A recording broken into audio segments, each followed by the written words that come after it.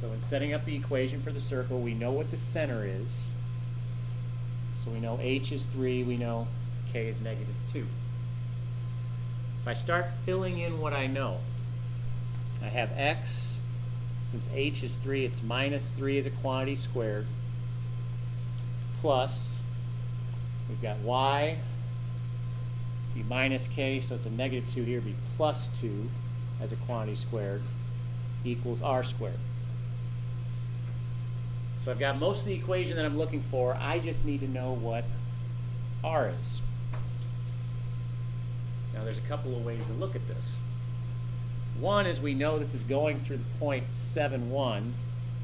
So this point being on the circle means we have a x and a y we could work with, where I could plug in down here to figure out what r is.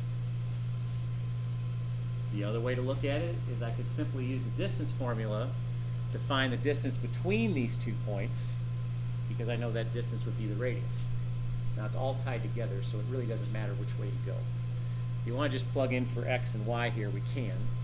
If I plug in for x, I've got 7 minus 3 as a quantity squared, plus plug in for y, I've got 1 plus 2 as a quantity squared.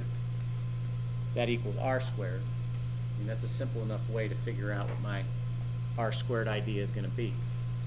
So 7 minus 3, 4, 4 squared, 16. 1 plus 2, we got 3, 3 squared, we got 9. Basically, r squared is 25. Now, does it really make sense here to figure out what r is, or just leave it as r squared? I mean, if you're trying to replace r up here and you know you're going to square it anyway, you might as well just leave it as r squared and replace r squared with 25. So I could conclude that the equation for this circle is the quantity x minus 3 squared plus the quantity y plus 2 squared equals 25. Same. All right, so on the last one, we knew what the center was right away. Since we don't know what the center is right away here, we're going to find the midpoint for our diameter with these endpoints.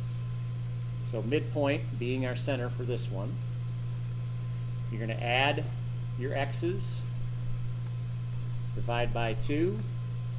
You're going to add your y's, divide by 2. So center is going to be simply -1 and 5. And now that you know what the center is, if you plug in what you know, we've got our h and our k for our equation of the circle. It would be x plus 1 as a quantity squared plus y minus 5 as a quantity squared equals r squared. Meaning all we need at this point is r. So just like we did on the last one, you take some points that are given to you as part of the circle. Either one does not matter. Pick one point, plug in for x, plug in for y. I'm not really feeling the negatives over here, so I'm going to use this point. Okay, I'm going to let x be 2. I'm going to let y be 9. If I plug in, let's see, x is 2, so 2 plus 1 is a quantity squared. Y is 9, so 9 minus 5 is a quantity squared. That's going to equal r squared. So 3 squared, we got 9. 4 squared, we got 16. Apparently r squared is always going to be 25. So it doesn't make sense to solve for r because, hey, we're not graphing. We're just trying to find the equation. So the equation is going to be x plus 1 as a quantity squared plus y minus 5 as a quantity squared equal to r squared, which is 25. There's your equation. All right.